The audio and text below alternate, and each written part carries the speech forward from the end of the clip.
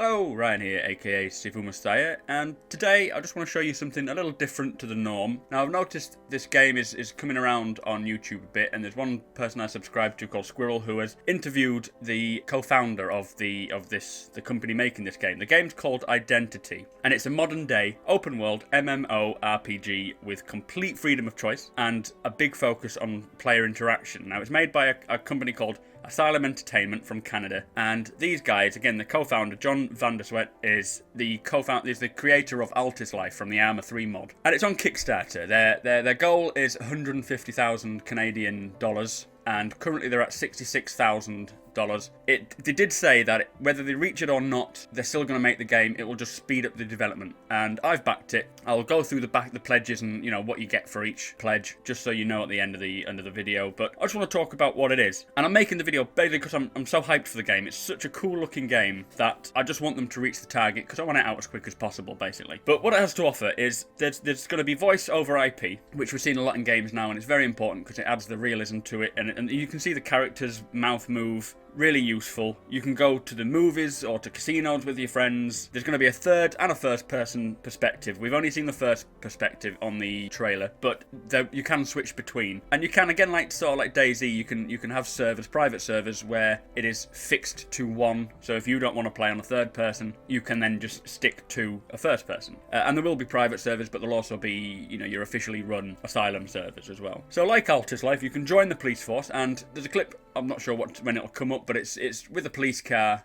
and it's so much more in depth than anything we've seen before. It's very much like a driving simulator, but with a full working interior of a car. You've got your little assistant laptop next to you, which will really involve you with, again, like Altis Life, so much you can do in Altis Life. There's an electoral system. This is new to the sort of game genres. You can run for governor, and if you get voted by the public, then you can control the law. So you can legalize marijuana, they say. You can put taxes on sales or on houses. So much you can do, and again, I think private servers may be a little all over the place, but you can always find one suited to you. I will most likely end up playing on the official server because I want the official sort of rule set. You can do farming. You can buy a house in the country. You can farm legal goods or illegal goods. You can build structures. He says that you can build sort of freeform structured, but it will only be in restricted areas, as they don't want these random things popping up everywhere, which is understandable. Police also can use checkpoints. They can put down road cones. It's all persistent. That's the beauty of it. If you do something, it'll stay there. That's again why they don't want everyone just building stuff everywhere, because it will require a lot of effort. So when it comes to sort of houses, you can buy a house of your own or an apartment and do it as you like, but the fact is that every house you see is available for purchase. This is why this helps the persistence of it all. Instead of having everyone build their own houses, what this does is it creates the houses for you, and you can live anywhere you want within where the houses are available. But everything is customizable inside and out of your house. You can get all sorts of things: your flooring, your walls. It's like The Sims, in a way that you can decorate your house, you can decorate the outside of your house. You've got things like delivery missions as well, so you can buy a truck, pick up a delivery mission, and then sort of deliver the goods to the shop or wherever. But the thing is with this is that it's going to be like player-made items to sell, so you can make a weapon or you can make a clothing item, and then it'll be delivered, make it in a factory, it'll be delivered to the shop, and then it'll be sold, and then you will earn money from that. So a lot like Second Life, if you've ever heard of Second Life. Quite similar to that in that way.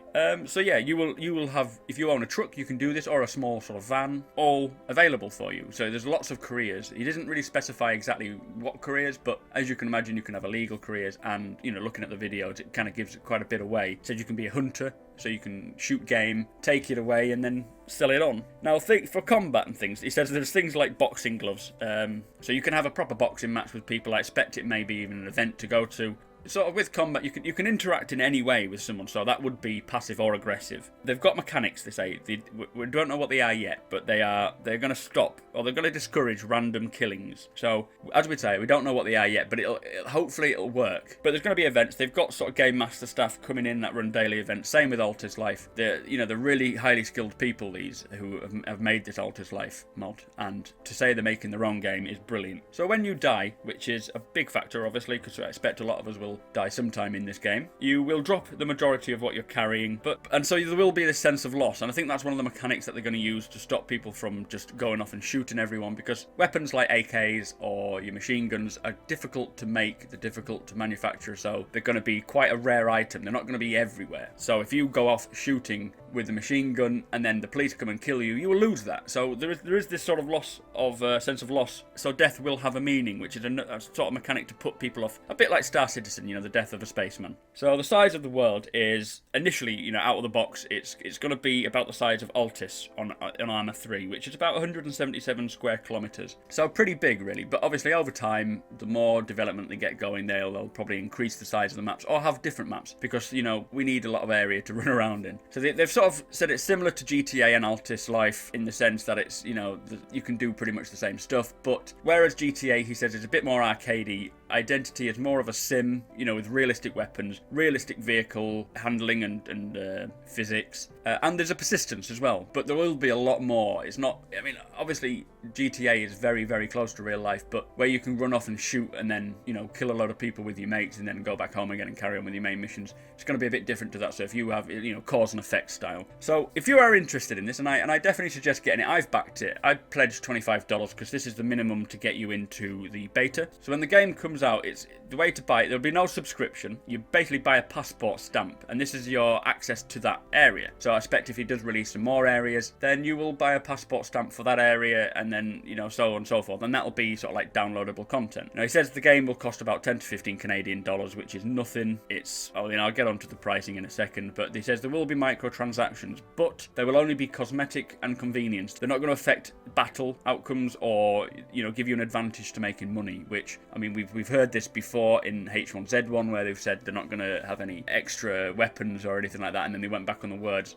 I don't think he will, but I can't be certain, obviously. So once the goal is reached, they will hire some relevant people that they need to make this game. They have their eyes on someone, and as I said before, if it happens or not on Kickstarter, they're still going to make this game, which is brilliant. So I'm really excited for it. So to buy in 10 Canadian dollars, which is the equivalent of about $8.5 US dollars, or about 5.5 English pounds, British pounds. That'll get you game access, which is nothing for what you're looking at here. Obviously, I think the release date is sort of December 2016, so it's quite a way away, but you pay that, it's forgotten about until it comes out. For beta access, the minimum is about 25 Canadian dollars, which is what I've pledged, which is about £13 or $20, 20 US dollars. So you can pledge up to five grand if you're feeling a bit generous, and you can get lots of stuff with that. But for me, I'm not rich, so I'm sticking to the one that gives me the beta access. You can also pledge $5 if you wanted to just help push it up a bit and get it going, but you don't get any rewards for that. So basically, I'm really excited for this game. So tell me your thoughts. Are you interested in this sort of thing? I will be covering it as it comes to fruition. So subscribe if you want to see more on this. But yeah, tell me your thoughts. Again, I'm so excited. That's why I'm doing this push. I don't know how much effect it'll have, but I'm hoping it'll get a few more people on the Kickstarter. So yeah, don't forget to subscribe for more. Comment if you've got anything to say. Like it if you will, and share it if you will, and I shall see you later.